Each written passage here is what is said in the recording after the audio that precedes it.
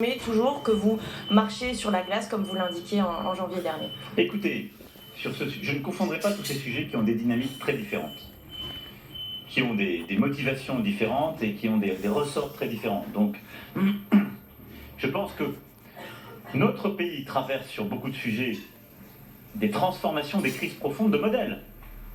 Qu'il s'agisse de notre économie et de l'impact du numérique, qu'il s'agisse de notre agriculture, parfois de notre industrie, la révolution numérique, environnementale, avec le ralentissement de l'économie mondiale et une tension commerciale, tout ça crée quelque chose un contexte qui pèse beaucoup sur nos filières économiques et qui crée beaucoup d'anxiété.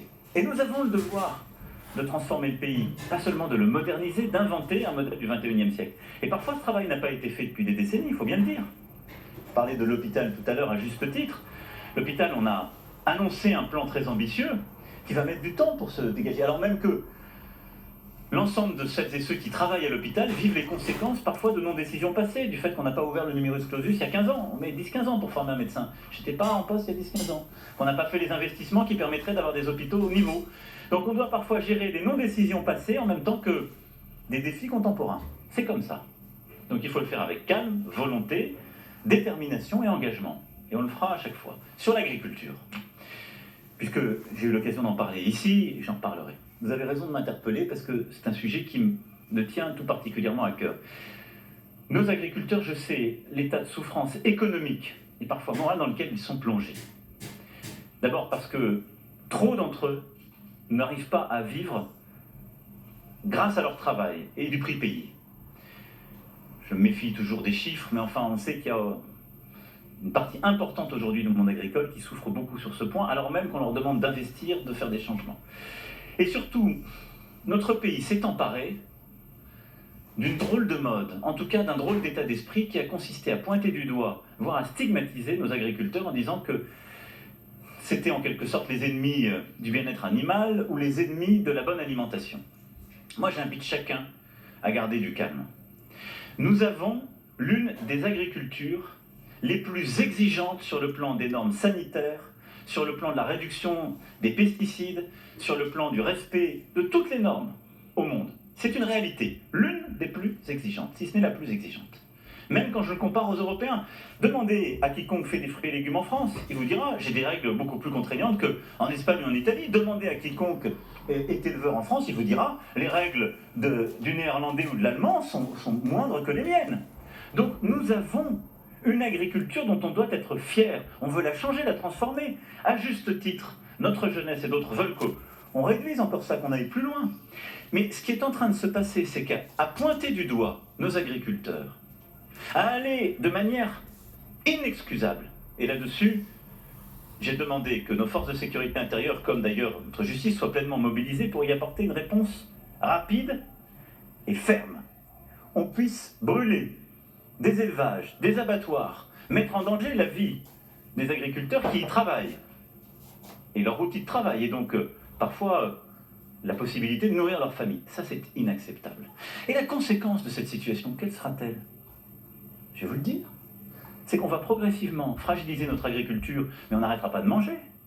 Donc on va importer des produits agricoles venant de pays dont les normes sont moins disantes que les nôtres. Sommes-nous fous? Je crois à la souveraineté alimentaire. Je veux une alimentation de la meilleure qualité pour notre pays et pour nos territoires ultramarins aussi, tout particulièrement, qui manquent de souveraineté sur ce sujet-là parce qu'ils importent trop, comme je le disais.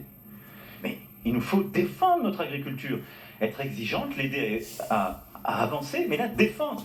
C'était et c'est le cœur de la fameuse loi Egalim. Mais les choses ne se sont pas en un claquement de doigts. Il y a eu un très gros travail, la loi a été votée, les textes ont été pris, on est en train de commencer à l'appliquer. Mais il faut, là maintenant, que toutes les filières l'appliquent. Et je serai intraitable, je l'ai redit en Conseil des ministres en début de semaine. Il y a des filières où ça bouge. Le porc, qui était à l'agonie au début de mon mandat, est en train de repartir. Pourquoi? Parce que nous avons fait des efforts, parce que nous avons amélioré les choses, parce qu'il y a eu un très gros travail du ministère pour éviter que la fièvre porcine qui frappait d'autres pays européens ne touche notre pays, et parce qu'on s'est mobilisé et on a ouvert le marché chinois. Les prix remontent grâce à cette ouverture et arrivent à des niveaux qui n'étaient pas atteints depuis des années. Les éleveurs de porc vont mieux. Parce qu'ils vont mieux, on leur demande d'accélérer les investissements pour que les élevages se fassent dans de meilleures conditions, qu'on prenne mieux en compte le bien-être animal, et ils peuvent aller à ce rythme-là. De l'autre côté, par exemple, le bœuf va mal. Et pourquoi ? Parce que la filière ne veut pas s'organiser. Parce que de gros acteurs, qui sont les acheteurs quasiment exclusifs de la viande de nos éleveurs, ont décidé qu'ils auraient leurs propres abattoirs, qu'ils achèteraient à leur prix. Quand on ouvre le marché chinois pour eux, ils disent « ça ne m'intéresse pas, ça va faire monter le prix ».